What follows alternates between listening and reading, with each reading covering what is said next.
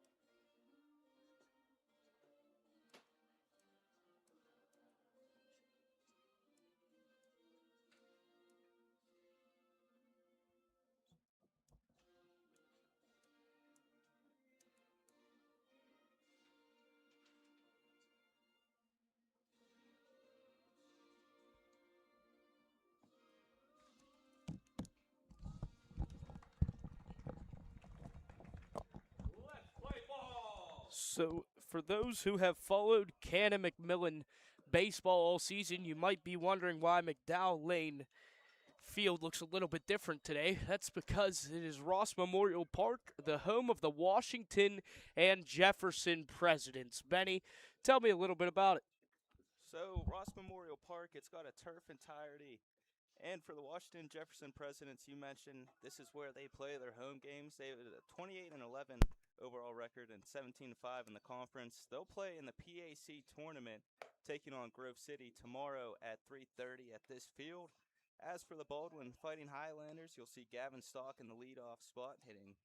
He's also in left field. Logan Seifert second and right. And then you got Hudson McCain. He'll be playing first. Cooper Sturgis in the cleanup spot. He's on the mound today for the Fighting Highlanders, followed by Tyler Geary, Jake Farrell, Tyler Kaplan, Dan Brown, and Elio Isel.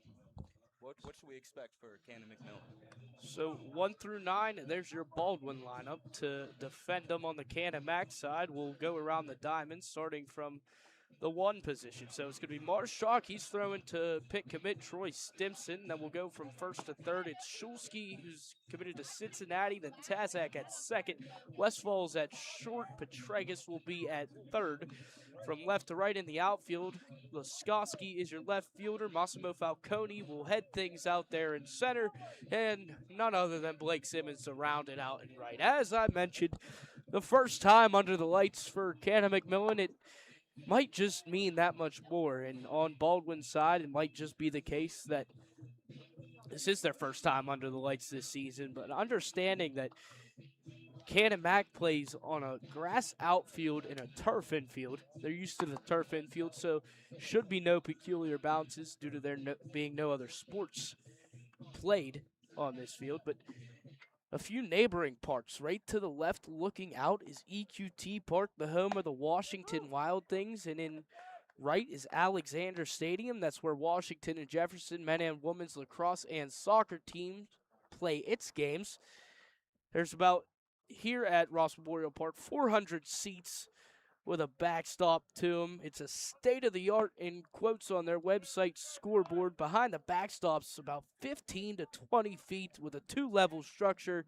Restrooms beneath us, along with a training room downstairs, a press box area up here, along with a president's box room on the right. Benicio, Baldwin 11-6, Canon-McMillan 14-4.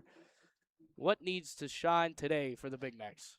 Well, for the Big Macs, I think it starts on the mound. We mentioned how impressive Marshak has been, being undefeated to this point, but he's gonna get a lot of help in the bats.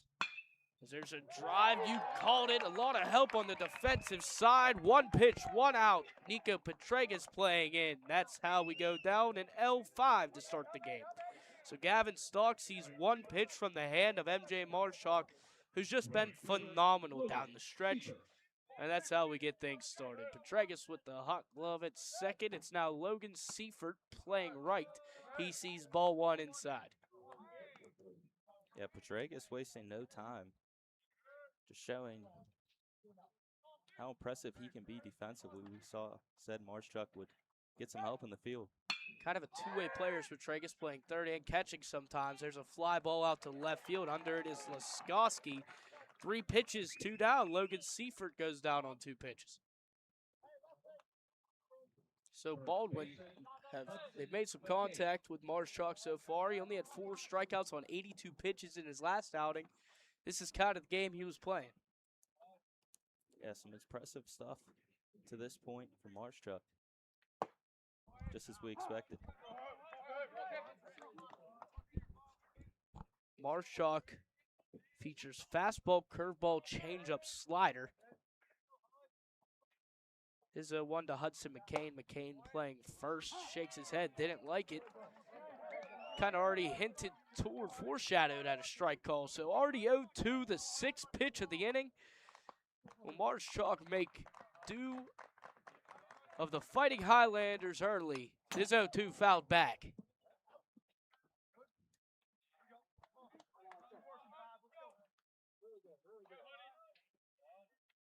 We have a new member of the team. Just keep adding members. Seems every broadcast. This one the biggest for Keystone Global Media. On a big stage, Canon Mac Senior Night, Marshak 0-2 is up. Yeah, but that new member is Luke Andrusik. He will be on the third base side of things. Anytime you see a camera following anyone, it's most likely him from that angle. So McCain down 0-2. Marshak's delivery is lifted, foul out of play.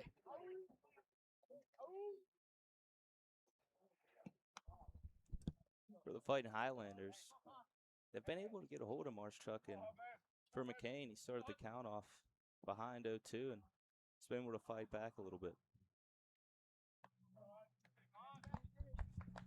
The 0-2 once more. There's a breaking ball trying to catch the outside corner. Looked like a backdoor slider he wanted. Didn't get the break. He assumed he would. Kind of slugged it out early. It's a 2-2 count now. Marshak's 2-2 delivery to McCain. Strike 3 looking. No hits, no runs. A strikeout and none left on. 1, 2, 3 go the Fighting Highlanders. We head to the bottom half of the first inning. It's scoreless.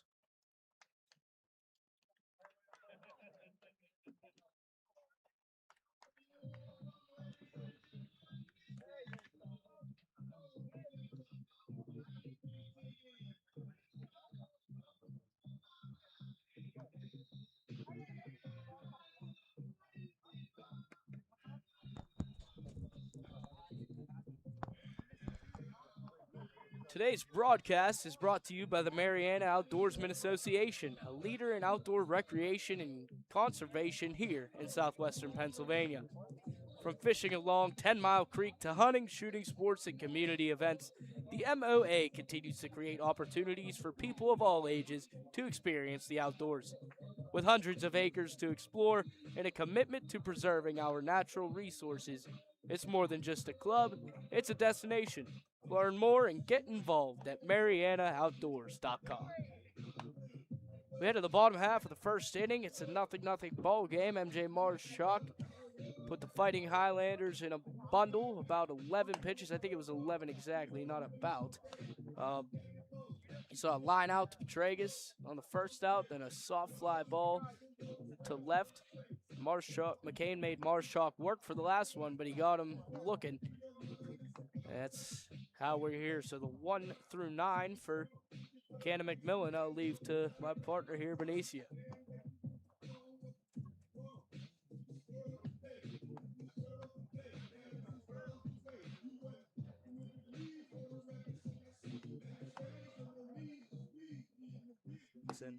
And then Nico Petragus in the cleanup spot, followed by Kanan Laskowski, Jeb Scholsky, Blake Simmons, Ben Tazak, and Noah Westfall hitting the 9 spot, closing things out.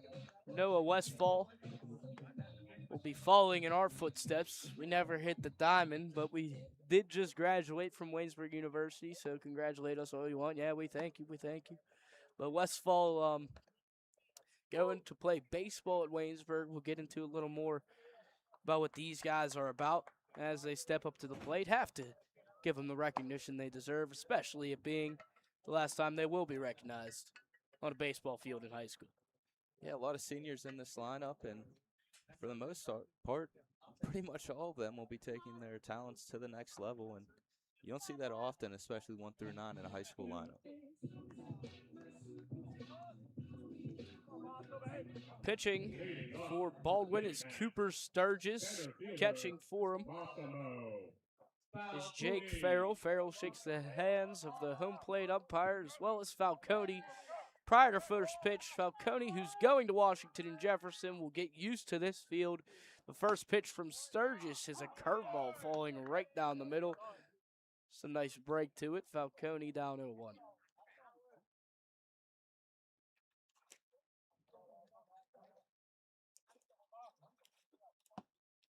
Another breaking ball catches the inside corner off the hand of Sturgis. Falcone, he bats .481, has 9 RBI on the season. The 0-2. It's a fastball low and away.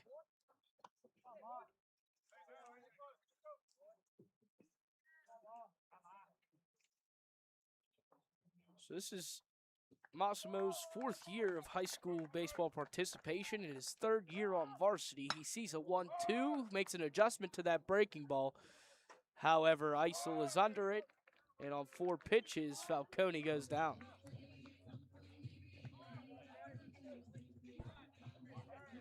It's a way to make contact if you're Falcone, especially fighting back in the count, but center fielder and Isel was able to just get right under it. MJ Marshak, the Winthrop commit, went 1-2-3, put the Highlanders in the first. There's a curveball again for strike 1. This one's lifted to shallow right center field. Diving is Isel. Incredible. Full extension from Ilio. Isel takes a hit away from Marshak. It's Great hustle from Isel. Just getting there, running there, over there in time, and then stretching out and making a spectacular catch. See if he can make it 3 straight. That'd be something.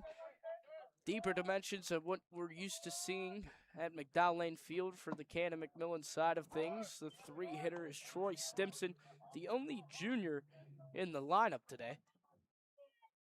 He sees strike one. Stimson's batting .283, has 2 home runs and 14 RBI. He's now down 0-2. Cannon-McMillan hunting their first WPIAL championship since 2018. Stimson's cousin just went back-to-back on Westminster softball PAC championships. There's a deep drive to right. The other way. How about it, Troy Stimson? Maybe he is hungry for a championship. Troy Stimson sends this one a long way to the opposite field. The Big Macs lead 1-0. The only junior in today's lineup. This gave the seniors a present on senior day. An absolute no doubter. He'll be taking his talents to Pitt University. But I'm sure that the Washington and Jefferson guys will give him some talk in the dugout. And they say, hey, man, Washington County, if you're a Washington County resident, we pay for your room and board. Just keep that in mind. Following that is Nico Petragus. There's a deep drive to left center, and there's the play that you were looking for. Just an out too late to stop the bleeding. Elio Isel gets all 3 outs on the defensive side for the Baldwin Highlanders. However, it's Troy Stimson and the Canon-McMillan Big Macs who strike first. 1 run on 1 hit, that hit being Stimson's home run. No errors, none left on, thanks to the defense of Elio Isel. We head to the top half of the second. It's 1-0 Canon-McMillan.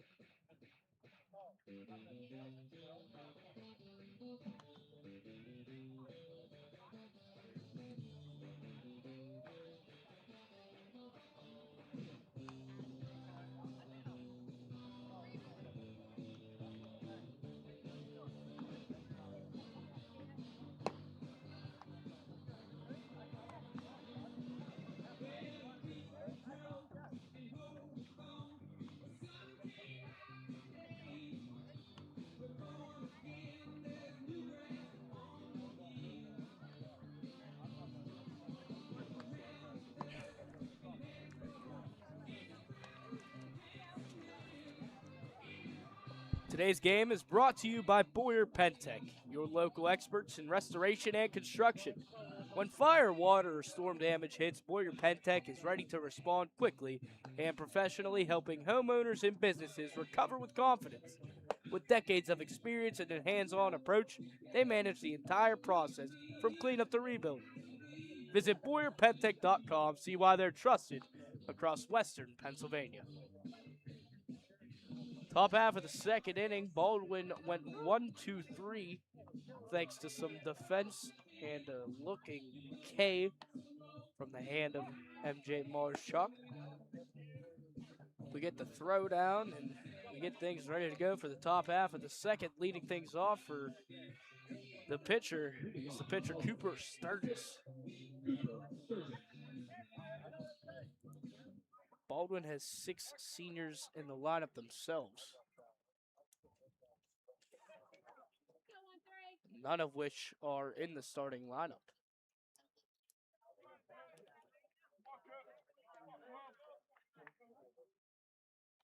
Delivery is a wave and a miss. Fastball blown right by Sturgis is how we start the top half of the second.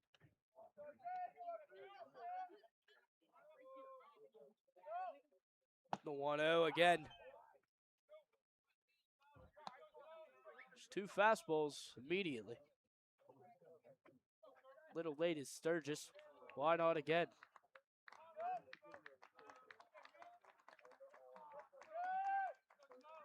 Little fiddle of the glove from Marshak. Shakes off Stimson. Now likes what he's seeing. The 0-2.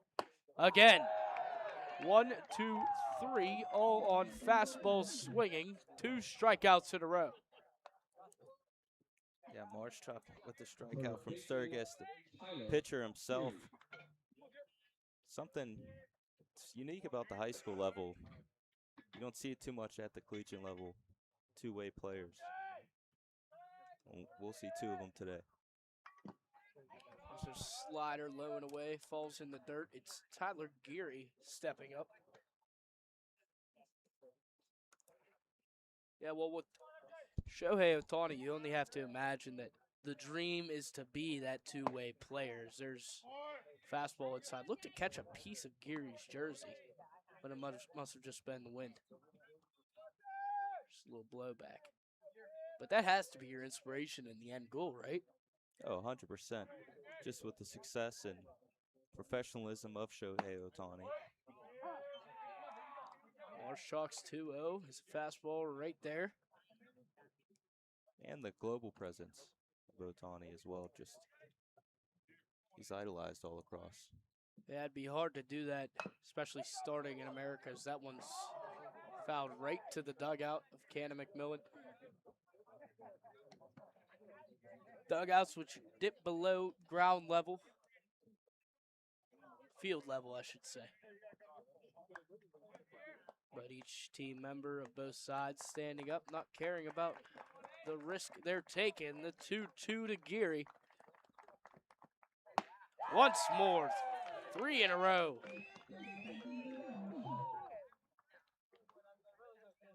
That fastball's working early for Marshchuck.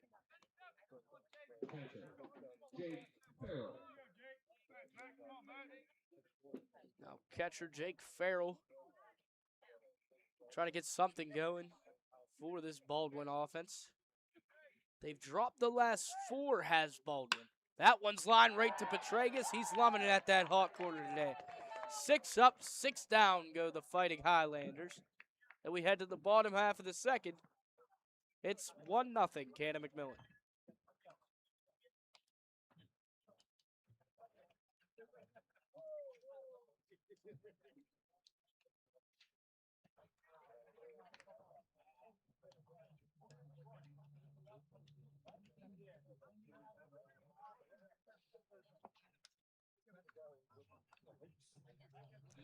Today's broadcast is brought to you by Seaside Sports, helping athletes train, improve, and compete year-round. With indoor cages, experienced instructors, and programs for players of all levels, Seaside provides the tools needed to develop real results. Whether you're working on your swing or preparing for the next level, it all starts with reps. And Seaside gives you those reps and gives you the place to get them. Visit seasidesports.com and get started today. That's the letter C. Marshchalk is 6 up, 6 down to start this ball game. He was robbed of a hit in his first at-bat, but it's Caden Laskowski's turn to lead things off. Yeah, Laskowski, he'll be playing at Grove City at the collegiate level. A bunch of the members in the lineup for the Big Macs will be playing in the President's Athletic Conference. I'm sure that's something they'll look forward to, playing with each other their whole lives and then given the chance to play against each other at the collegiate level. Doesn't get much better than that. Right, absolutely. And then one of the things that you have to understand is a lot of these guys, they grew up, they played on the same Pony League baseball team.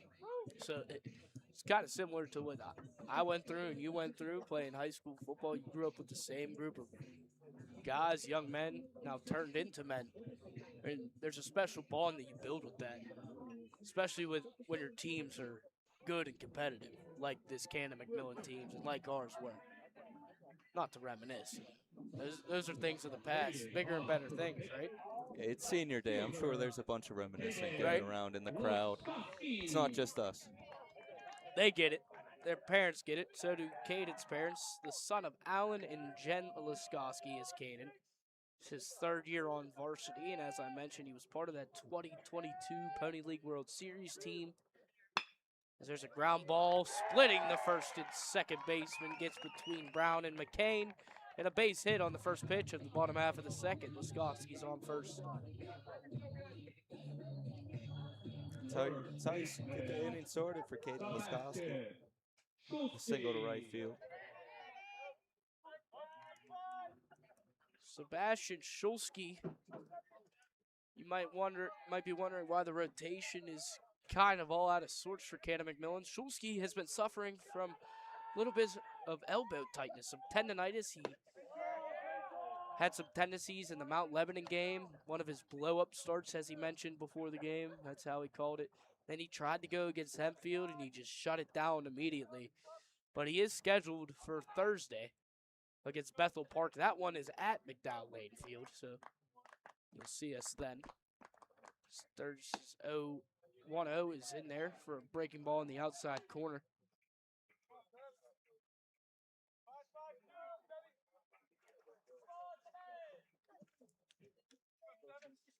Shulsky, the son of Tommy and Erica Shulsky. He's played basketball for 5 years, football for 3. The strike inside. Laskowski goes. He's safe at second.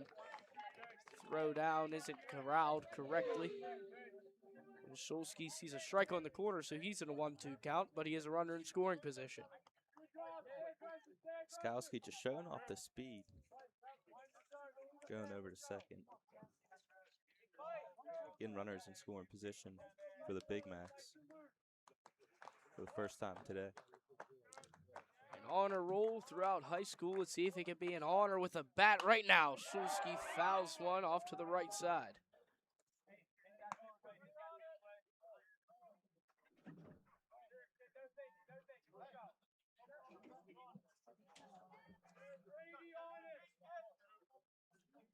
Shulsky's going to the University of Cincinnati to pitch, as well as study sports administration. Again, fights one off.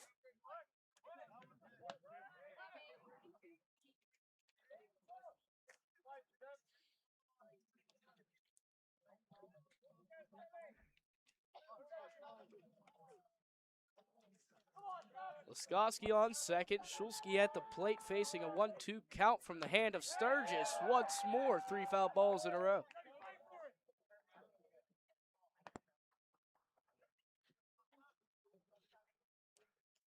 Yeah, as I was mentioning, Baldwin has dropped the last 4. Their last game came to a 15-12 defeat from the hands of South Park.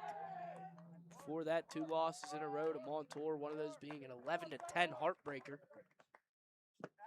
1-2 is a ball away.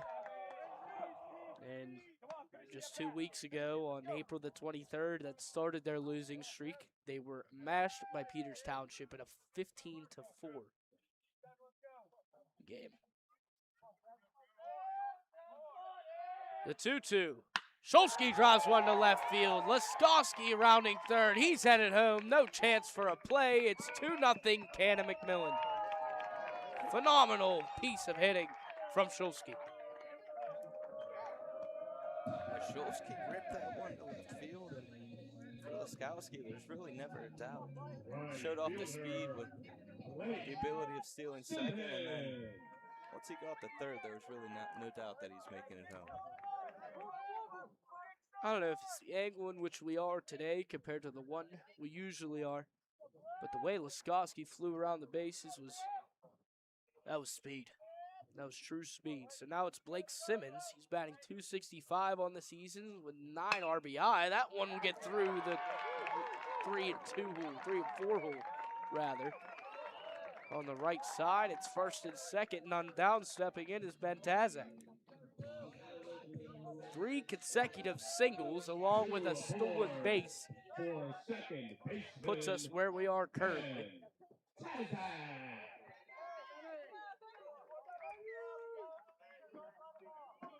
Tazak playing second.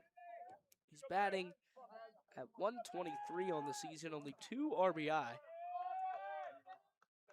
Sturgis' first pitch to Tazak's in there. Tazak, he's attending Washington and Jefferson. He's going to play golf and study business. He golfs, snowboards, fishes, all of the above in the summertime and the wintertime, whenever you need him. Ben likes to stay active. He's been a member of the Canon-McMillan golf team for 3 years, as well as a hooper for 4 of them. So he's in a 1-1 count.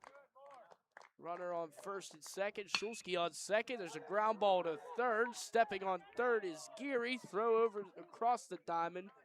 Won't get Tazak, but a force out. Fielder's choice ground out.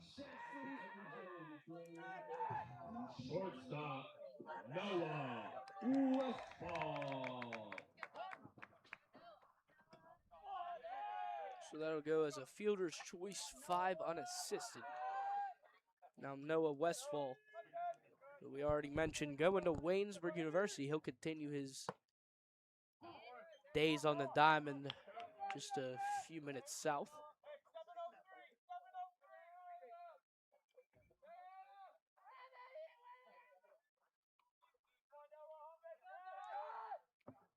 Tazak on first, Simmons on second. There's a foul ball off to the right side. Yeah, and for the Yellow Jackets, they could use Noah Westfall at that shortstop position. Kane Flambard, the current shortstop, he'll be going in his senior year, so once the time Westfall is a sophomore, position's up for grabs, and possibly even see him at second next season now that Noah Gabriel's gone.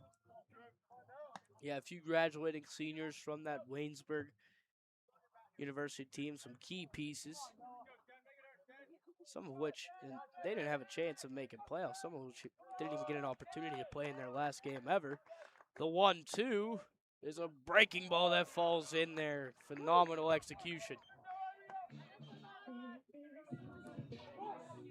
Stepping back, off the Big Mac, number 17, Massimo Falcone. Falcone flew out to center. Ilio Eisel, who converted all 3 outs in the first inning. Now Falcone has a chance to do some damage, but there's a high fly ball right to Eisel again. We head to the top half of the third. Canon-McMillan leaves 2 stranded, but they do get a run from the bat of Sebastian Shulsky. So 3 hits, 1 run, no errors, 2 men left on. It's 2-0 Canon-McMillan.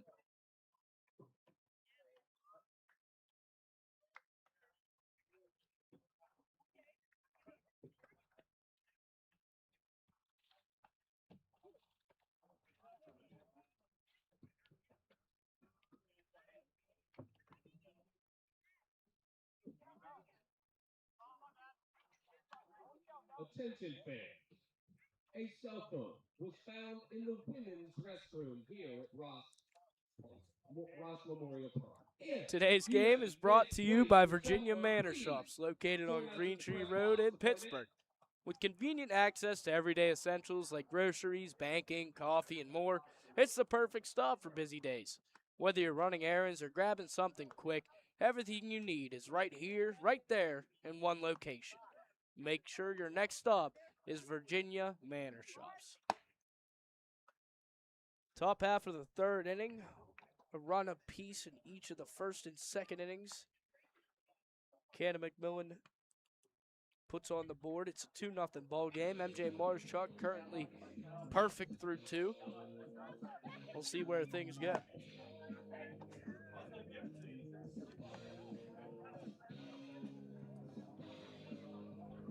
So, I've been using this note throughout the season, and it's finally come to fruition.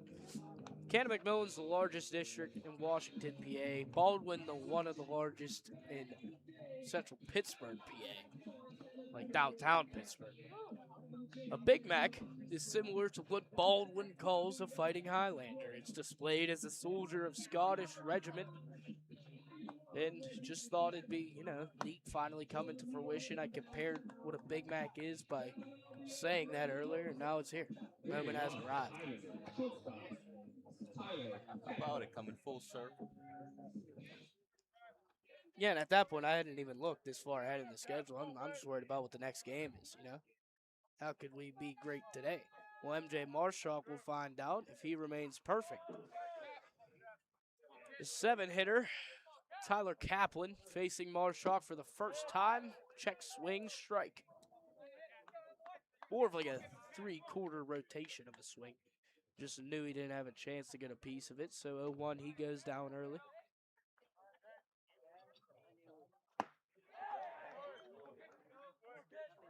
That fastball's doing work. Kaplan behind 0-2.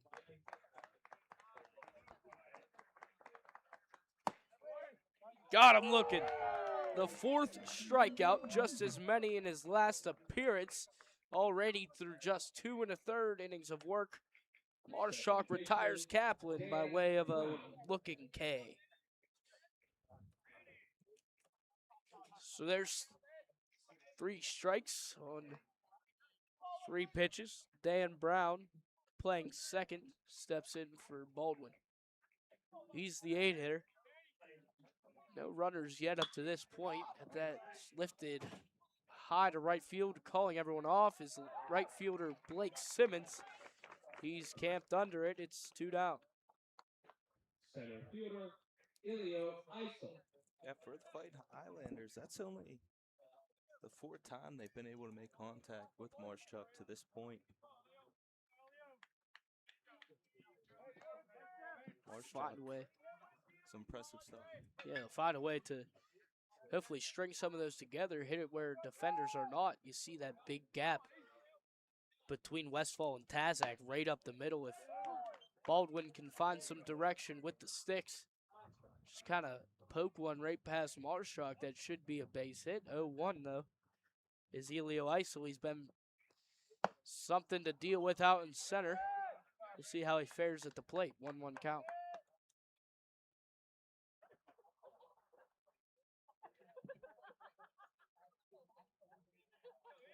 There's a lot of room up the middle there for Eisel to make some magic.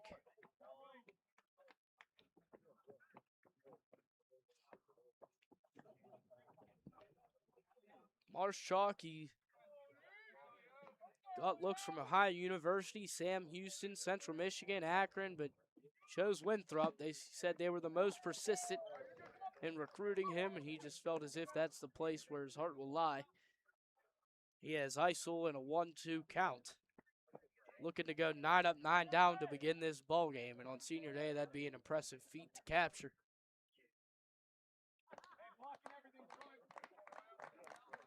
Marshak's 1-2 to Eisel is away.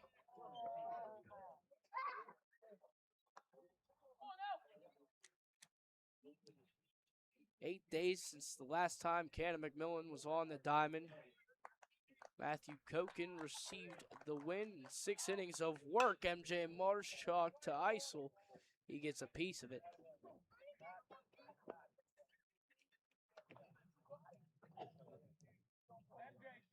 Koken went 6 innings in that one, followed by Reed Willem to close it out. Koken was only pulled due to his 100 pitch count. The 2-2 to Eisel. Marshak gets another. 9 up, 9 down, 5 by the way of the K. No runs on no hits. We head to the bottom half of the 3rd. Canon-McMillan holds that 2-0 lead.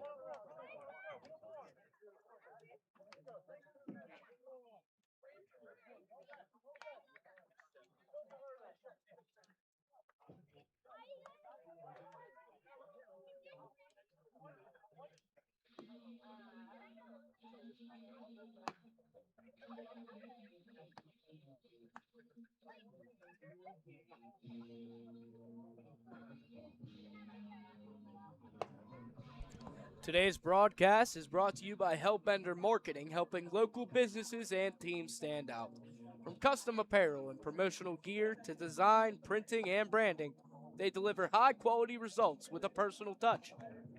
If you're looking to elevate your brand or outfit your team, Hellbender Marketing has you covered. Visit hellbendermarketing.com and get started.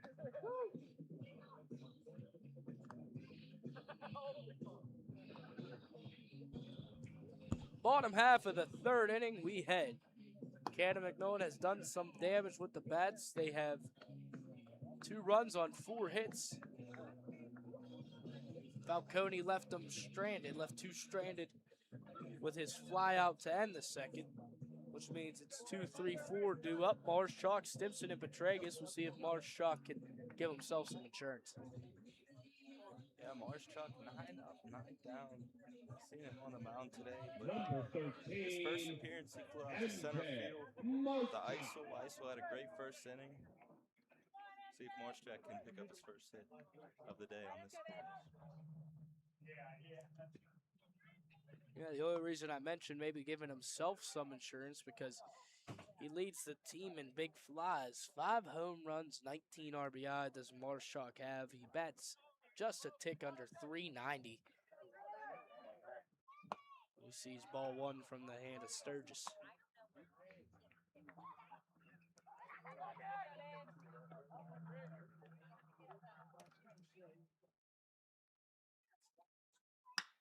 There's a high drive out to center field. Camped under it is Isel, 1 down. And Marshchalk got a hold of that one to center field. Isel, we've seen his ability and number 1, 5 outs already from Isel. Stimson. Yeah, he's been all over for sure.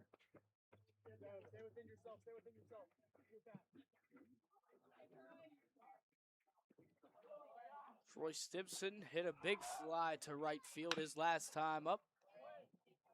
That started things for Canon-McMillan and opened up scoring in this affair.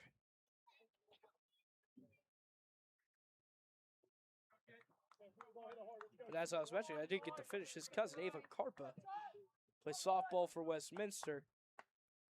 And they just won back-to-back President's Athletic Conference champions. So Carpa actually graduated a year under me at Moon Area High School.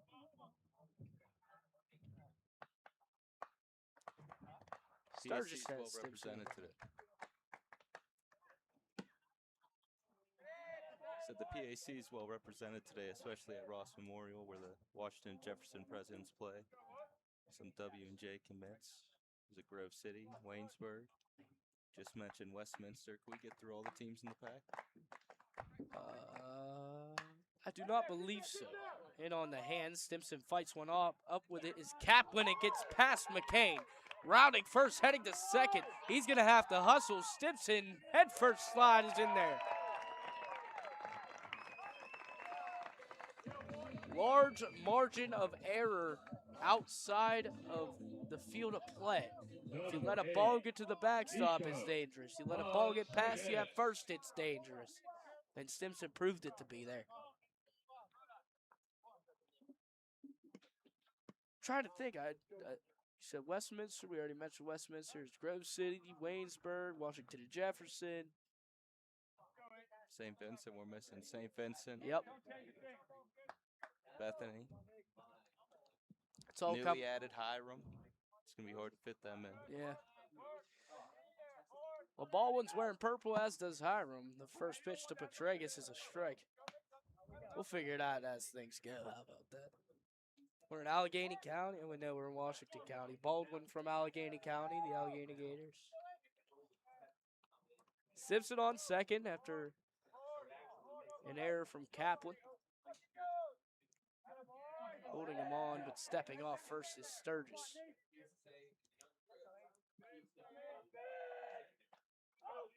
I believe that was base hit and then error on the throw. That one driven down the line, but foul. Treg is still searching for his first home run of the season. He's batting .340, has hit 16 RBI.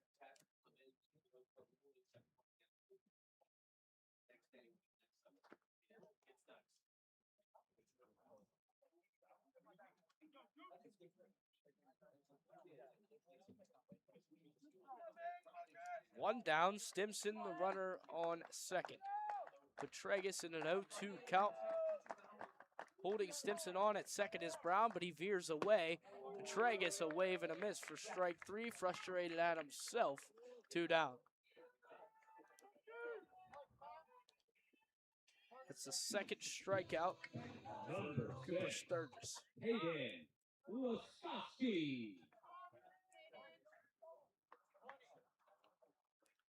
Now, courtesy running Dylan Musser. He's courtesy running for Troy Stimson.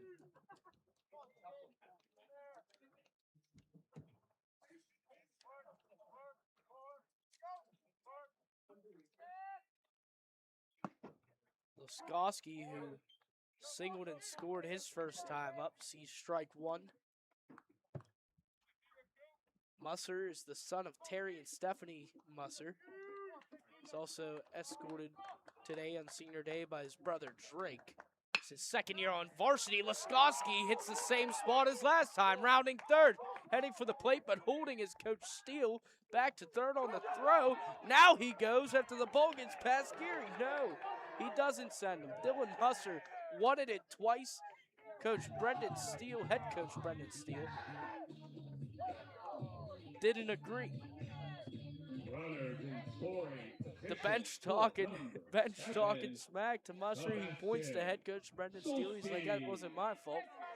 They get a good laugh at that, but now 2 runners in scoring position for the man who had an RBI single in the second.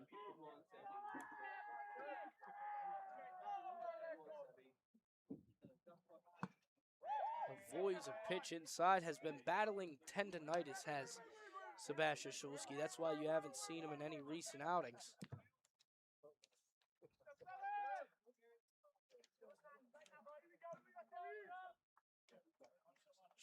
Shulsky, a member of the 2025 first team all-conference, brings in a run. A second crosses his third RBI of the game. Sebastian Shulsky impresses.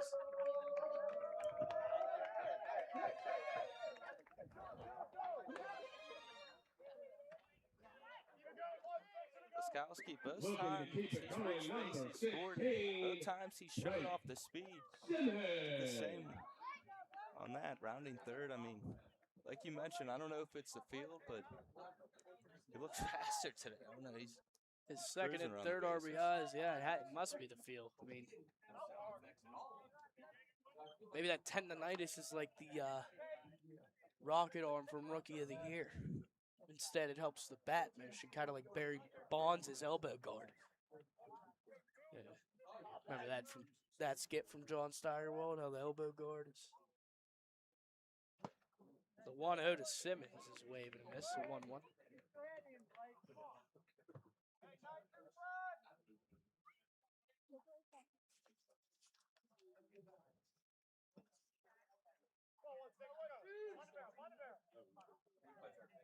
Simmons enjoys hunting, fishing, and lifting. Hits the weights in his free time. Got to get back into that motion. He was escorted today by his parents, Brian and Jennifer Simmons. He has golfed for 3 years in high school, along with playing basketball for all 4. Simmons singled his first time up, is now in a 2-2 count. A lot of the seniors in the pregame said that one of their favorite activities to lift. How much lifting do you think they're doing during the season? During the season, not much. Probably none. I mean, the 2-2 is inside. Looked like it got a piece, but you think like when you played, there was nearly no lifting. Once or twice a week, whenever you could get Like it in. maybe like Saturday mornings after the game, just to get your butt, You're just to dead. get the fluids going, get the cramps out. But besides that, I doubt it's much. Full count, runner on first is Shulsky. The delivery to Simmons. Oh, strike 3 on the outside corner. Executed perfectly from Sturgis. However, Canon Mac gets 2 on 3 hits, no errors, and they leave Shulsky stranded. It's 4-0 Canon-McMillan over Baldwin. We head to the top of the 4th.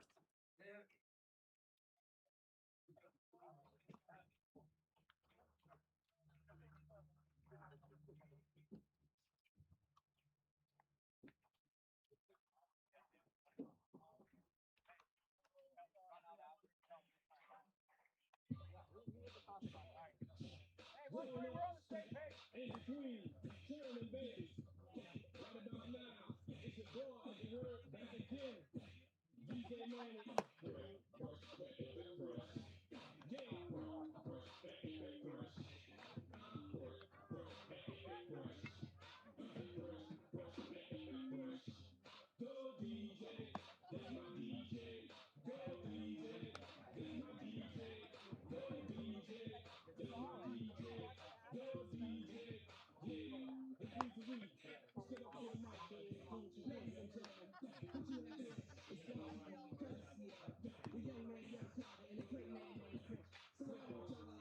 Today's game is brought to you by Midtown Market in downtown Canonsburg, a unique space that brings together food, shopping, and entertainment. Midtown Market offers something for everyone. It's a place to gather, relax, and enjoy everything the community has to offer. Stop in and experience Midtown Market for yourself. The top half of the fourth inning, pitching perfectly so far, is MJ Marshak. So that'll mean leadoff hitter Gavin Stock will get another crack at it. I said top half of the third, I meant the fourth. Things are moving pretty swiftly here. It was 70 degrees and cloudy at first pitch. There's an alleged storm coming in around 10 o'clock. Marshak seeing what happened to Simmons in his last at-bat, attacks that outside corner immediately. Gets the call. The 0-1. Low.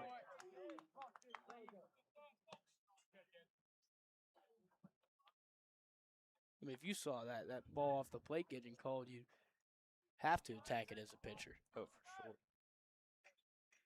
Marshak, senior, showing off his intelligence, and he's been playing baseball for a long time, and it's exactly why he'll be taking his talents to the next level. He relieved last year, stepped into that starting role this year. Trying to interrupt Marshak's rhythm, was stalked by calling time prior to that previous pitch. Doesn't matter. He gets a strike as an answer. The 1-2. Low again.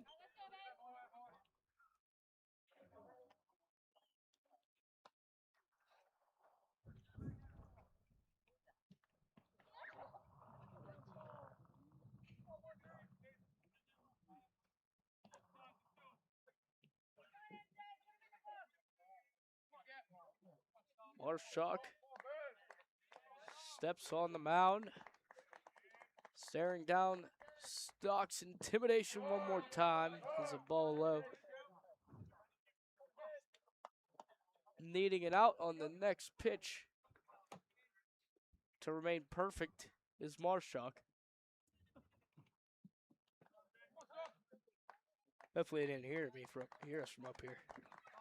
The 3-2 is low, and there it goes. But the no-hitter is still on board. So Gavin Stock forces a leadoff walk. Logan Seifert on deck. He flew out to left his last time up. Try to string together some offense for Baldwin. And for the Fighting Highlanders, they've lost 4 straight. And going back 3 games ago, well, they had the 11-10 loss versus Montour, and then the 7-1 loss at Montour, and then 15-12 loss for South Park. So the Montour series being a conference game and non-conference matchup today versus the Big Macs right before the playoff time. So you're going to try to want to build some confidence going into the playoffs and build some wins together, just get that overall record and try to beat any head-to-heads. Seifert tried to lay down a bunt but pulled back on a slider right down the zone. Stock on first. Seifert at the plate has a 1-1 count. So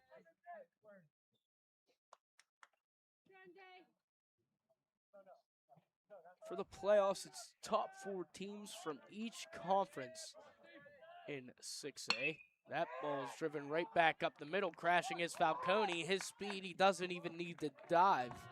Gets his glove into a good position to make the play, 1 down. Falcone showing off the range there from his center field spot.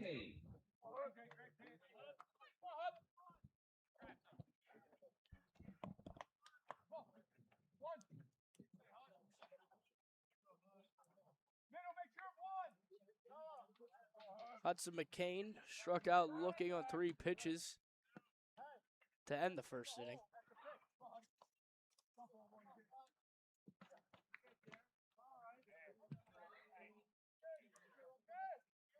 On first is Stock by way of the walk. First pitch to McCain following a pickoff attempt.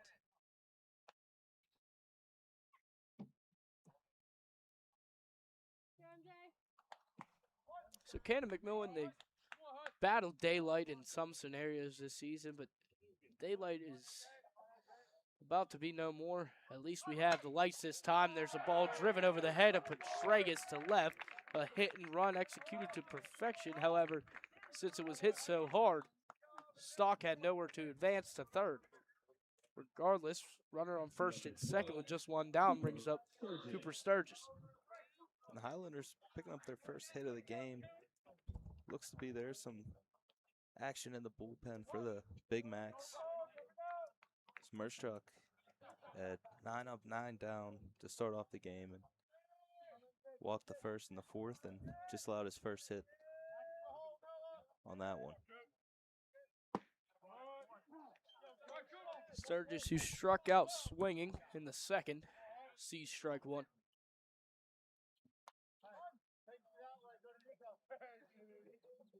So I mentioned top 4 teams from each conference. Right now, Canon-McMillan has the head-to-head over Norwin despite having both 8 and 4 conference records. The 0-1 to Sturgis he's out in front. But in a nail-biter the other day, which truly could have shaken up everything in 6A Conference 2. Mount Lebanon and Norwin, they were in the top half of the 7th inning. Norwin was leading Mount Lebanon. Bases were loaded with just 1 down. And Norwin able to get 2 strikeouts back-to-back with bases juiced and 1 out. The 0-2 to Sturgis. Struck him out looking. That's Marshchalk's 6th strikeout through 3 2/3.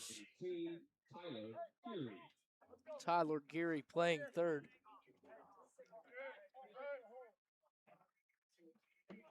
He'll be up with a chance to drive in. Stock on second and Hudson McCain at first.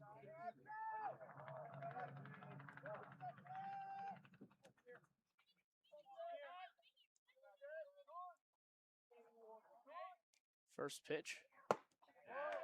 Behind it is Geary. So after that debacle that went down the other day, last week between Mount Lebanon and Norwin, that means Canon-McMillan will clinch the first seed. Norwin is in second at 8 and 4. Hempfield has the head-to-head over Mount Lebanon because they won 2 out of 3 games in that series. They're both 7 and 5. Hempfield is third and Mount Lebanon is fourth at 7 and 5. Because the 1-1 is away.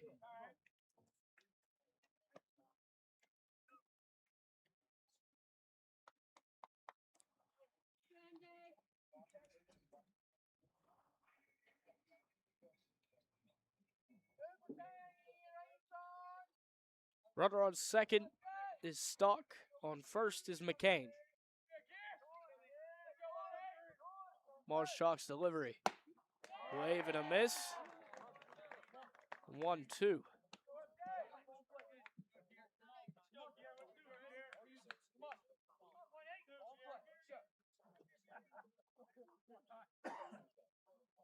Already 6 strikeouts. Would make it 7 here. Stock on second, McCain on first. Geary at the plate. Marshchalk's 1-2 delivery. He got him. 6 on to 7 through just 4 innings of work. No runs on 1 hit, no errors, leaving 2 stranded. Along with a walk, we head to the bottom half of the 4th. Canon-McMillan leads 4-0.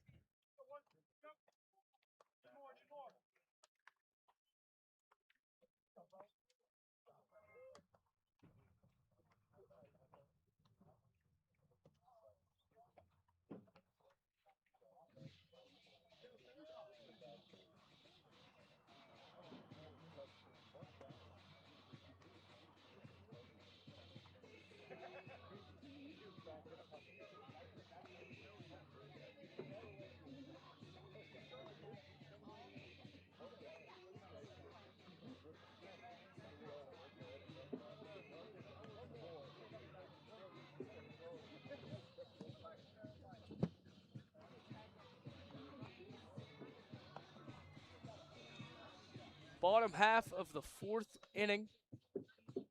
Under the lights for the first time in the big 2026 or your 2026 Canon-McMillan Big Macs. And if that's the case for the Baldwin Fighting Highlanders, then let it be. But just 1 hit in this ball game for Baldwin. 7 hits on 4 runs for Canon-McMillan. Just wanted to ask if you were hungry. Well, say less, because MP Coney Island has been serving up chili dogs for years. And they're classics that hit just about every time. That's MP Coney Island. Go there and get your infamous chili dogs.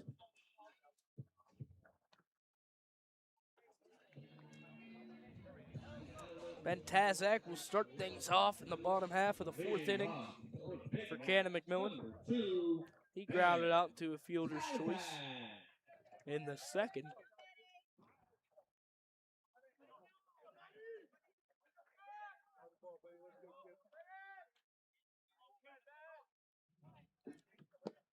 First pitch to Tazak is low.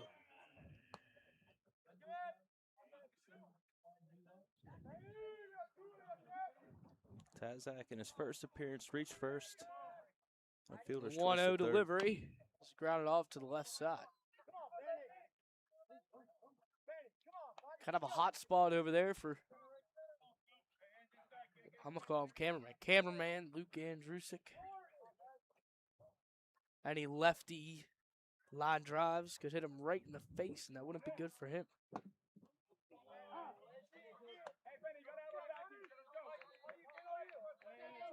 Tazak falls behind 1-2. Nice breaking ball from Sturgis. Gets him there. The delivery. Inside. Now, if Tazak wasn't standing there, that outside corner has been getting called. Just a fluctuation of what is. So the 2-2 now. Inside once more. Wanting it was Farrell along with Sturgis. Both teams in the pinstripe pants, except one is blue, one is purple, the royal blue from Canon-McMillan.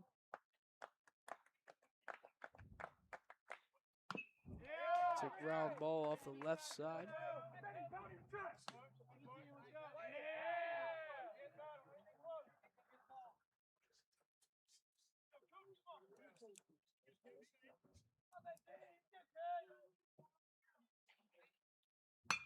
That was driven off the glove of McCain after a jumping attempt, but a base hit regardless. Ben Tazak leads things off.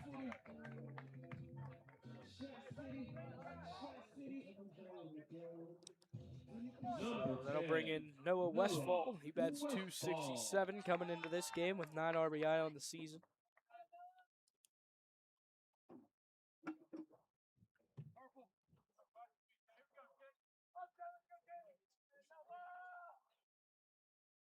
The delivery is a bunt executed perfectly. The only out is at first, and that's where they get it.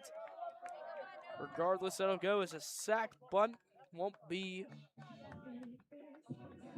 detrimental to his batting average, as any bunt that sacrifices, regardless of it being a run, just counts as a plate appearance and a sacrifice.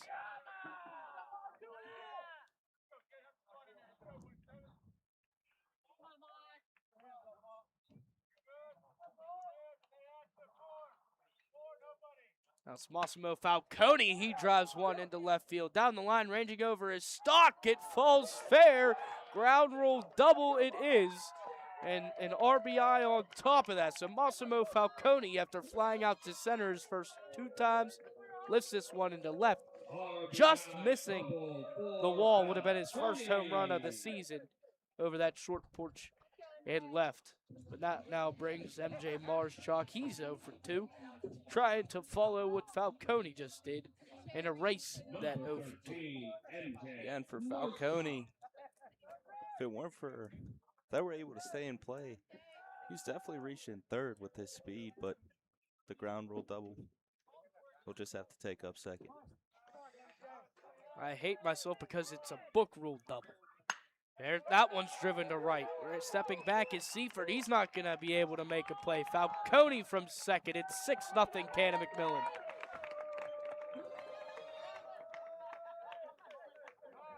So Marshak erases it. And I mentioned earlier in the season that Falcone has all the tools outside of that 5-tool player. But the power and left just missing it by feet might be awarded the title. Regardless, I'm still not going to give it to him. Number 1, Troy Stimson.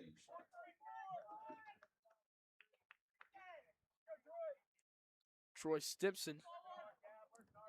He homered and singled. He has 2 runs on the day.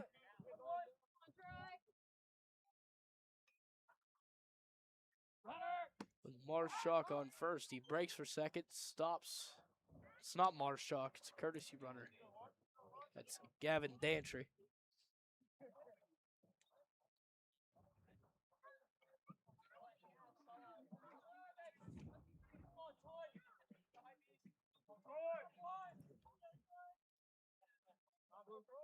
The delivery from Sturgis. There's time called just prior.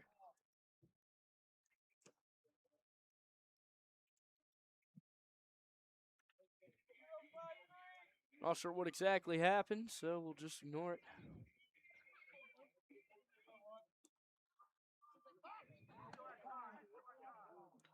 This time's still called. Here, Renegade playing from the outskirts. Yeah, I'm not sure where that's coming from. I don't know if it's someone in the parking lot. EQT maybe? EQT part testing their mic, their speakers out? Yeah, it must be. The Frontier League Washington Wild Things. You know a thing or two because we've seen a thing or two. This one gets past Farrell and an easy steal for Dantry.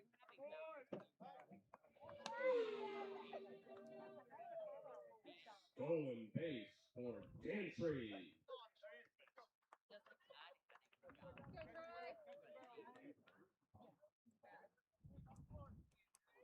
Just because we transferred fields doesn't mean we lose the sound effects. The wheels are going.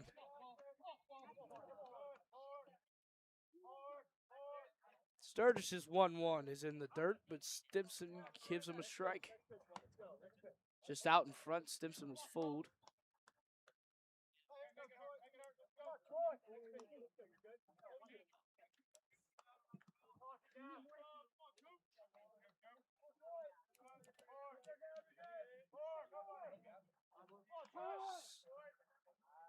Another time called from Stimson. That's probably part of the reason, due to the motion going on over at second base. You have Kaplan holding him on, then Brown trying to hold him on, and then just kind of all over the place over there. It's a two-seamer that comes back, doesn't catch the corner.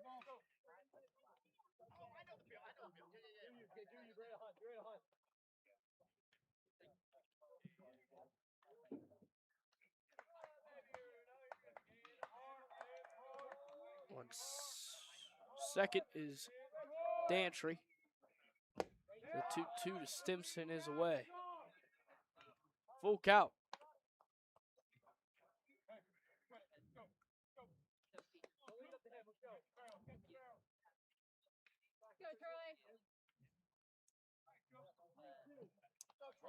Washington and Jefferson plays here tomorrow. They play Grove City at 3:30 for the first round of PAC play. That one's fouled off to the right side. Washington and Jefferson, 16-time President Athletic Conference champions in baseball. Their most recent came in 2024. That was the 4th year of a championship in a row. From 2021 to 2024, they were victorious on top of the whole conference each of its 4 years. The 3-2 off to the left side. That's that hot corner. The Baldwin dugout reacting in proper amount of time. Yeah, they look like they're ready over there. It's far away from Luke. I don't know if he'd have the same reaction time. I'm waiting for one to nick him. The 3-2. That's driven to left. That's going to drive in another run. Around second and scoring with ease is Dantry. Troy Stimson continues his fight. 3 for 3 on the day is Stimson. 7-0 Canon-McMillan leads. Number 8, Nico Patregas. The offensive outpour. They struggled in the back half of conference play to Canon-McMillan compared to what they were in their 11-0 start. They scored 18 runs in 3 games against Hempfield after being outscored 20-11 in 3 games to Mount Lebanon. So finding the bats in a timely manner just before the start of playoffs is Canon-McMillan. The 0-1 to Patregas is lifted to the right side. Over is McCain. Can he play it? No. Further out than it seemed. But everyone knows Washington and Jefferson has notable alumnus from Roger Goodell to Buddy Jeanette, Basketball Hall of Famer, to Wilbur Henry, Pro Football Hall of Fame. Tregas sees a breaking ball that could have gone either way, a borderline pitch on an 0-2 count. He takes ball 1. But how about Al Helfer? Mr. Radio Baseball was the nickname. Get into him after the Sturgis 1-2 swung on and missed. Patregas goes down on strikes. It's the first out of the inning.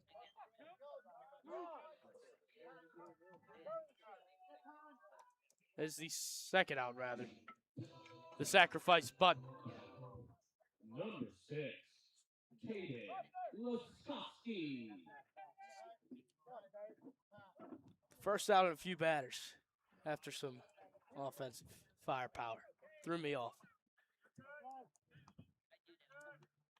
But it's Laskowski. He's 2 for 2 with 2 runs and 2 singles. That ball missed that net. That was car trouble.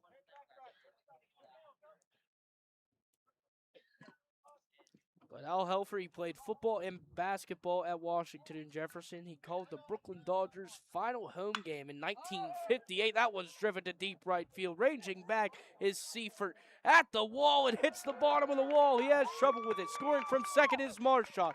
Hustling to third is Laskowski with a stand-up triple. Canon-McMillan extends its lead. It's 8-0. Talked about Laskowski's speed all day long.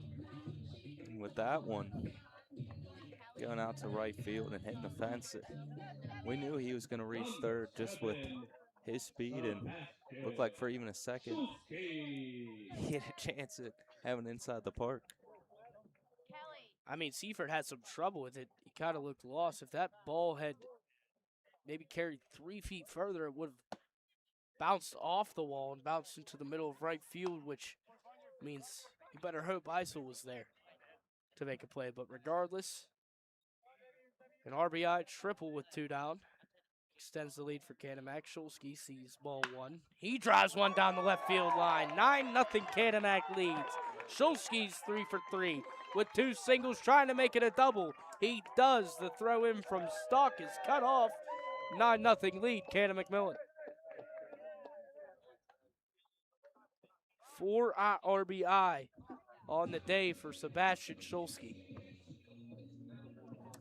It's another one who's going to Cincinnati to be a pitcher, but at the plate today is impressed, and it appears we're going to have a pitching change or some type of defensive changes. Sturgis hands the ball off to the pitching coach.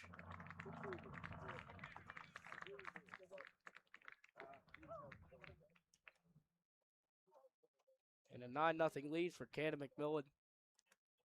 Remember, it's 10 after 5 in high school baseball for at least here in Western Pennsylvania, for the quote-unquote mercy rule. Now stepping in is Devin Stanziano. Stanziano will take the mound from Sturgis, and as we head to a break, it's Canon-McMillan 9, Baldwin nothing. Coming on in relief for the Highlanders, number 11, Devin Stanziano.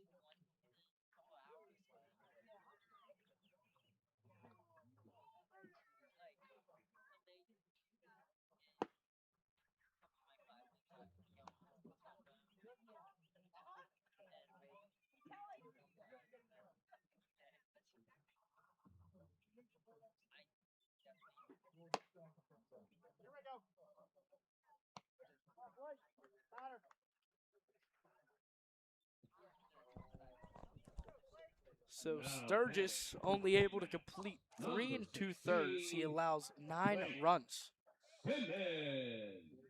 Struggled. Good offensive outing for Canon-McMillan up to this point. But Blake Simmons, his dad was one heck of a ball player. Made the major leagues, did Simmons' father. And on September 26, when he was playing for the White Sox in 1998 versus the Royals, he became one of the first players to hit a home run from both sides of the plate in the same game. So thank you, Mr. Evans and Drakely down there, for the shout out on that nugget. And Simmons goes down 0-1 to Stanziano.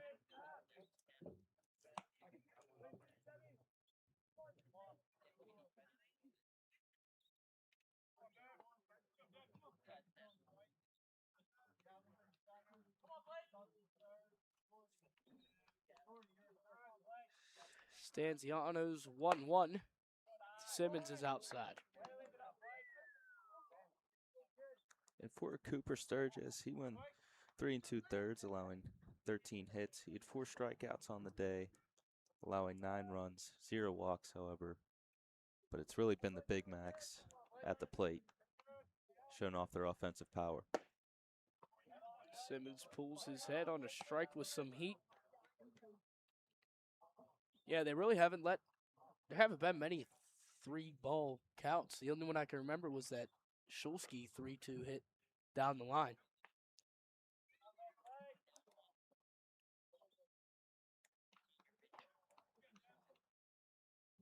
Simmons sees strike 3 and swings at it from the hand of Stanziano. So he comes in a third of an inning of work, stops the bleeding.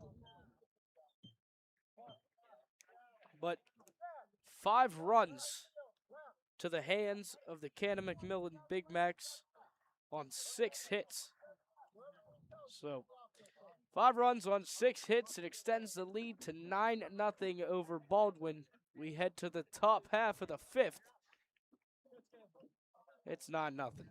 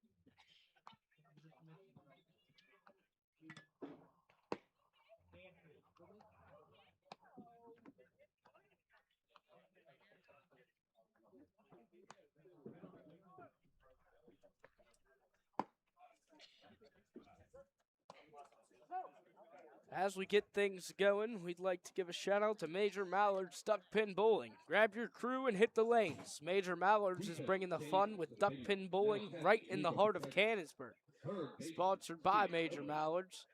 There's fun for everyone at MajorMallards.com. Ryan Jordan. Moving to left field, Sebastian Schulze. Center fielder, Gavin Hansen. And now your new right fielder is Dylan Musser.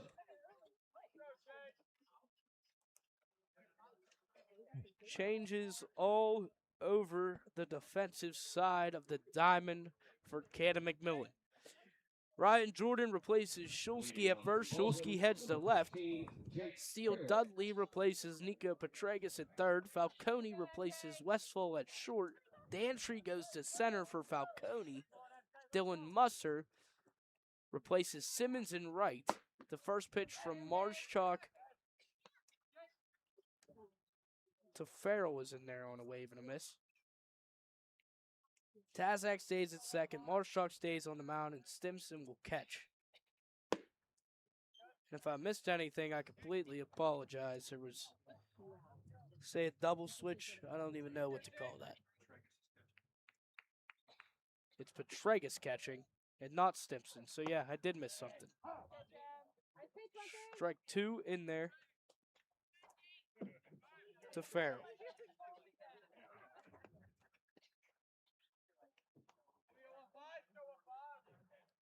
Marschalk's 1-2. Farrell trying to fight. He swings and misses. The 8th strikeout of the game for Marschalk.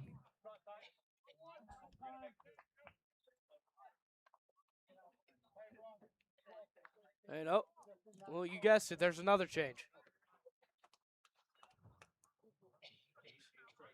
We'll see what's happening. It's Matthew Koken. Pat Gannon relieves Marschalk. The infield comes in to congratulate him on his last regular season performance of his high school career. He goes 4 1/3, only allowing 1 hit while striking out 8, does Marschalk. By the way, he didn't allow a run. On and relief for Marschalk. So on is Matthew Koken, who 8 days ago went 6 innings and Number 12, a victory. Koken only allowed 1 hit, struck out 5, and walked 3 in that 4-0 win over South Fayette. 17 Big Macs received a plate appearance in that game. That just may be the case today. So Tyler Kaplan will be the first batter to face Matthew Koken. This game is powered by Brochacho's Salsa with bold flavor, fresh ingredients, and a local brand that brings the heat. If you haven't tried it yet, you're missing out. Well, we wait for Koken to finish his warm-up. We'd also like to thank All-Star Sports Bar and Grill.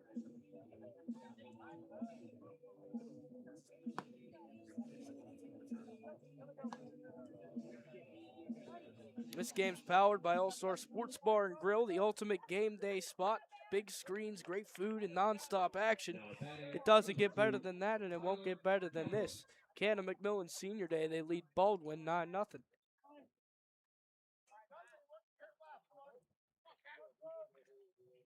The Athletics run deep in the Koken family. First one gets away. But his brother Andrew was a 3-year starting tackle at the University of Maine. See if he has an NFL future ahead of him.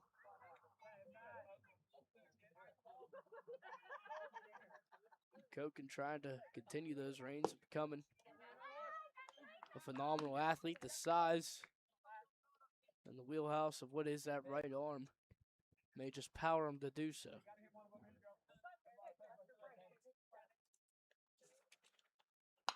The 2-0 is lifted high and foul off the right side. Hopefully that doesn't Hunter Carr seem to have enough distance to avoid him.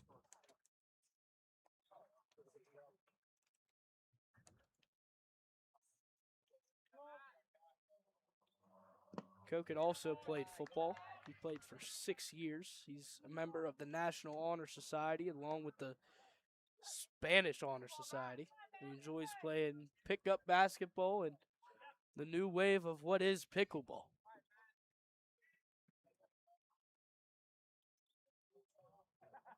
The 3-1, right down the middle. Kaplan's in a full count. For Koken, it's exactly what he'll be pitching at the next level, being at Ross Memorial Field. So, but might as well get used to the bump now. I'll be coming here just a few months. Crazy to think about. We won't ever see it again.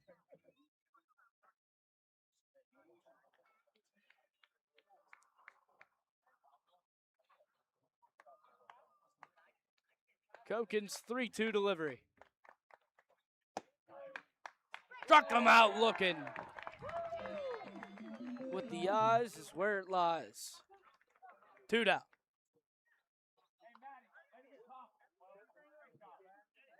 Now batting number 8, Dan Brown. Dan Brown stepping in. He flew out to right his last time up.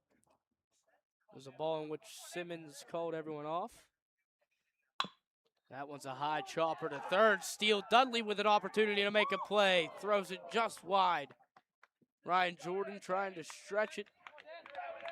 It'll be ruled as an E5 on Steele Dudley, so Baldwin has a base runner in Dan Brown.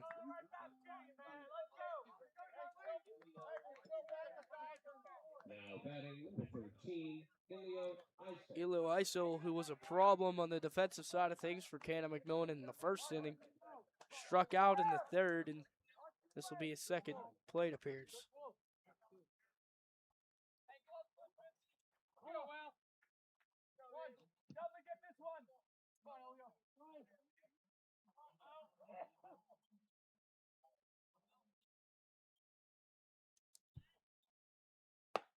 First pitch to Heisel is away.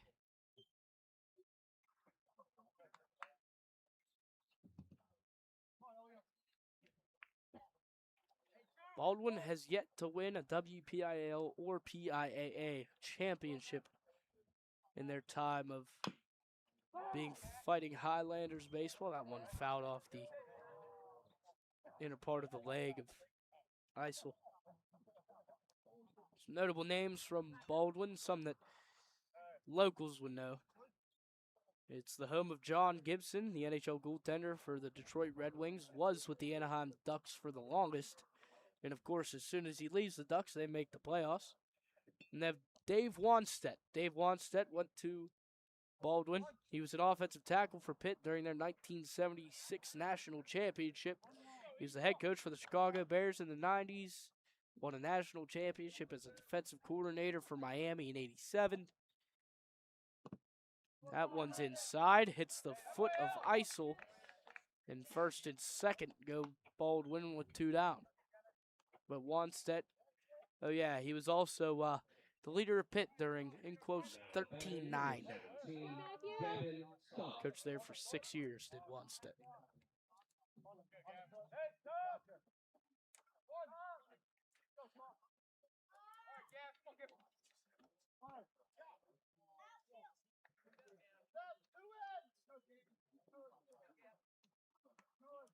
First hit batter of the ball game is Eisel on first. Wanting to call the strike was home plate umpire on that outside corner. Just a few inches off his liking. Wonder how distracting that music could be if you're a Washington or Jefferson baseball player and you're playing in the playoffs while the Wild Things are having a game. There's got to be some type of communication, you would think, between the two, especially with it being a playoff game in the PAC. Right. And there's a Wanting it again. Wild Thing season's right around the corner. So. Right. Glad I don't have to work there again. It was a fun time. Just, you know, a lot of people, a lot of moving parts. A lot I of like kid what we got stays. going on here at Keystone Global Media. 2-1. Swung on and missed. The infamous Thursday nights at EQT Park. 2 on, 2 out, 2-2 count. Leading by 9 is Canon-McMillan. Isel on first, Brown on second. Stock, who's 0 for 1, calls time.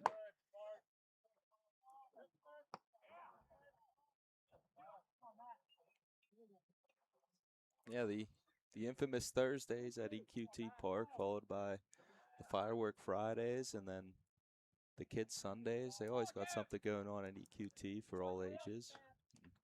They get a good showing. Again, the 2-2. Foul back.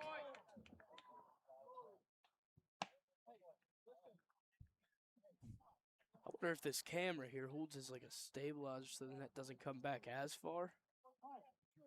Probably not.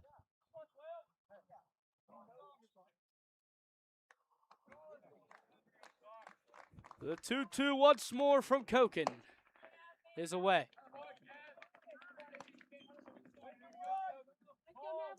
Bases could be full depending on what happens in this AB. But it's Brown on second, Isel on first. Stock looking to give Baldwin some life. The 3-2 with 2 down from the hand of Koken. The pitch. In the dirt, bases are full with Fighting Highlanders.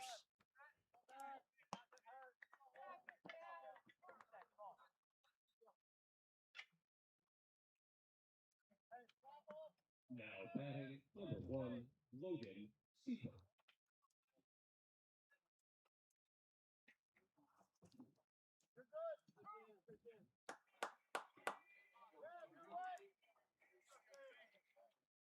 Logan Seaford, he's 0 for 2, flew out to left, lined out to center. That one's grounded off to the left side.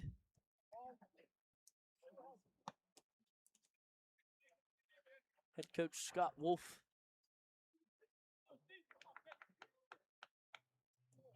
Kind of waved at it. Going over to corral it was Sebastian Schulski out and left.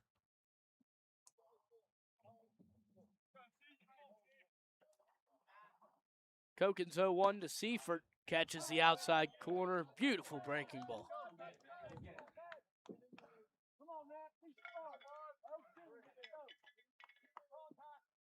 Bases full of Baldwin baseball players. Koken's 0-2 to Seaford. Is away.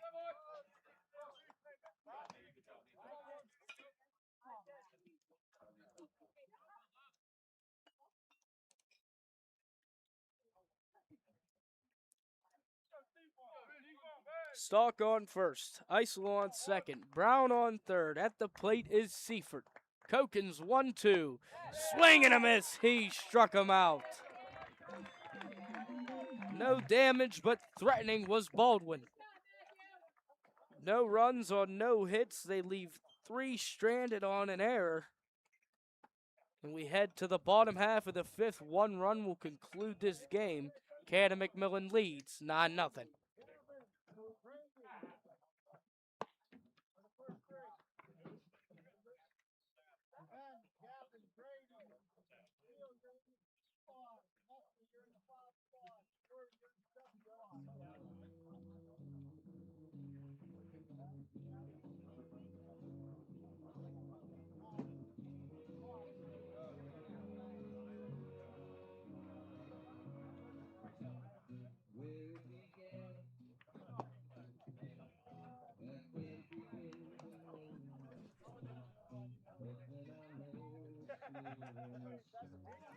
Today's game is brought to you by Life in Motion Chiropractic Center in Canonsburg.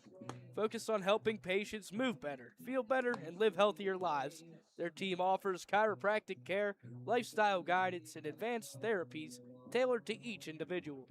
From back and neck pain to overall wellness and performance, they take a whole body approach to keeping you at your best. Schedule your visit today at lifeinmotionchirocenter.com.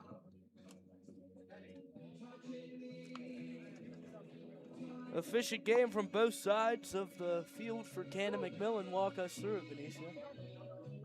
Kind of walk us through just what Canon Mac has done and how they've been able to succeed so far. Well, Troy Stimson, the catcher, got things started in the first inning with a homer, and the bats haven't cooled down since, picking up 3 hits, a 1 run in the second inning. They had 3 hits, 2 runs in the third, but it was really the 4th inning where this lineup exploded with 6 hits on 5 runs.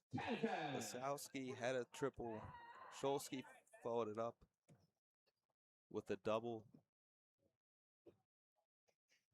And this team's been active at the plate all game long, and a senior-driven lineup.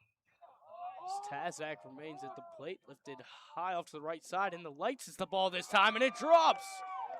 Some miscommunication between Brown and Seifert. Brown, being the second baseman, ranged all the way back into Seifert's territory.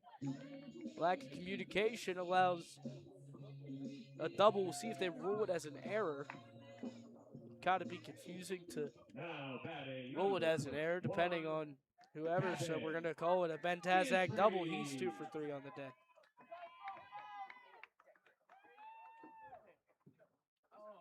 Now it's Gavin Dantry stepping in for Noah Westfall, who would be in this situation. The next run, if it happens this inning, wins it for Canon-McMillan.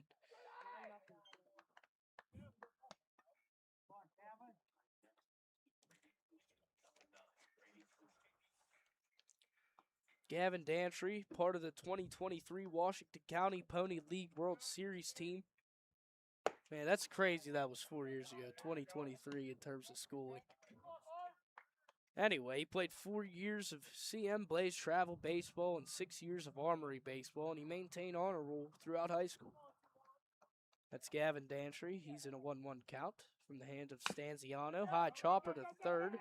Charging is Geary. Couldn't charge at first. He's safe. The ball is dropped. Runners on the corners as Tazak advances 90 feet.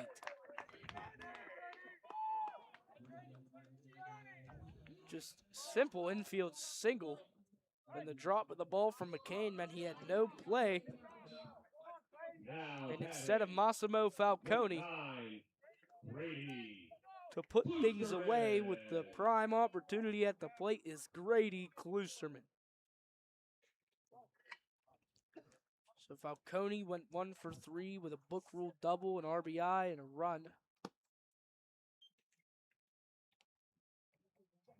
Ball 1 to Klusterman is away.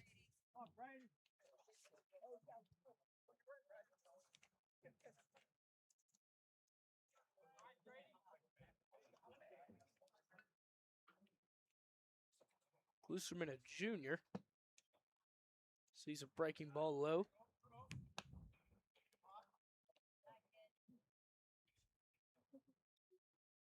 Also wanted to mention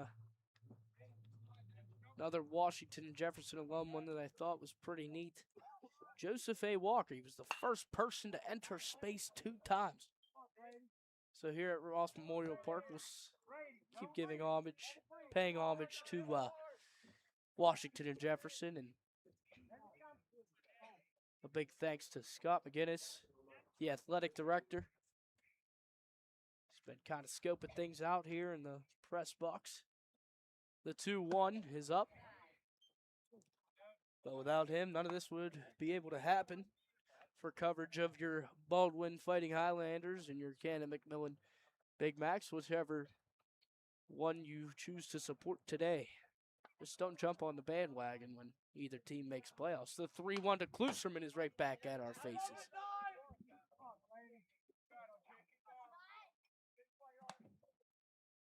Marshak retrieves the foul ball in the on-deck circle.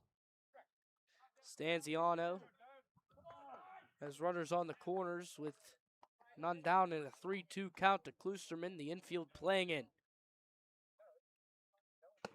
So breaking ball up and away, and that loads the bases for none other than M.J. Marschalk. He went 4 1/3, allowed no runs on just one hit, and he struck out 8. For number 13, MJ Singled, Marschalk. scored his last time up. Now he has bases juiced. Well, Dean, None down. anything to the outfield will do it for this one. And for the Big Macs, this is exactly what you want at the plate. Yeah, next run wins it by way of walk, hit by pitch, sacrifice, suicide, squeeze, any run. I was gonna go through all of them. I don't feel like it. Stanziano's 1-0. Fouled off to the right side. Marschalk has 5 home runs, 19 RBI. He bats .389 coming into this one, but you know what he doesn't have this season is a grand slam. That'd be the exclamation mark to what has been a wonderful senior day for Canon-McMillan. The 1-1 is up.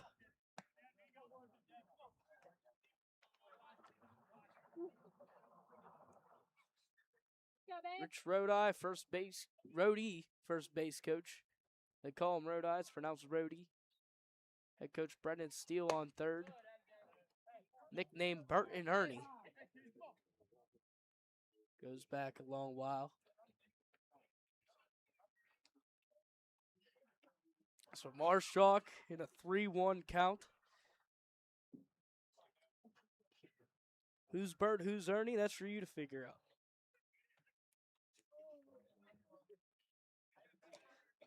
Little meeting of the minds between Farrell and Stanziano. What could be the last pitch of the ball game. Bases are juiced, none down. The 3-1. Marschalk skies this one out of play.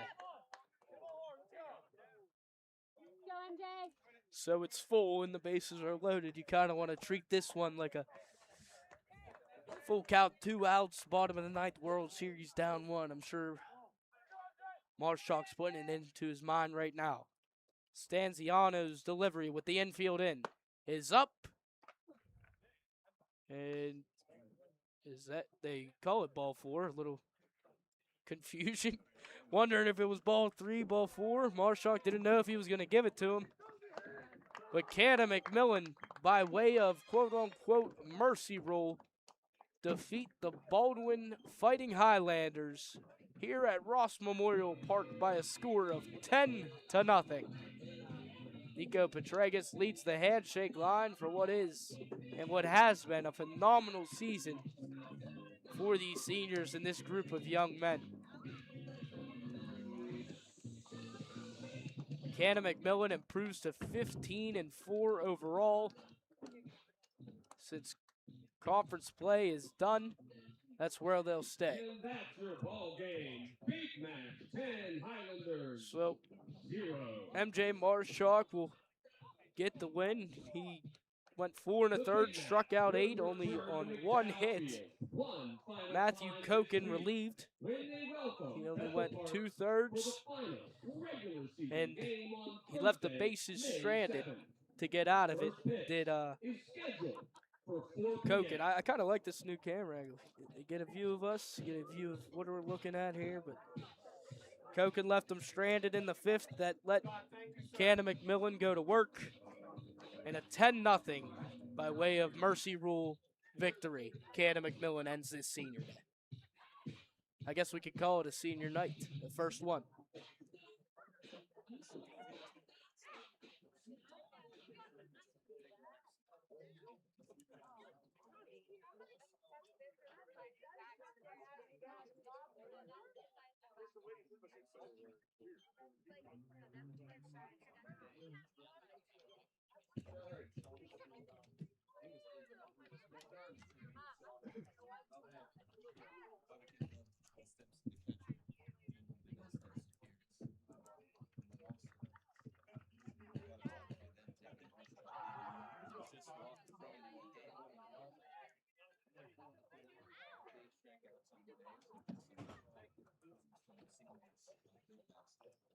So an absolute dominant performance here at Ross Memorial Park, home of the Washington and Jefferson Presidents. But I guess you could call it home for some Canon-McMillan Big Macs soon to be. 10-0 defeat. Canon-McMillan takes this one on its senior night. Baldwin falls. We will see you on Thursday as Canon-McMillan plays Bethel Park at your regularly scheduled McDowell Lane Field.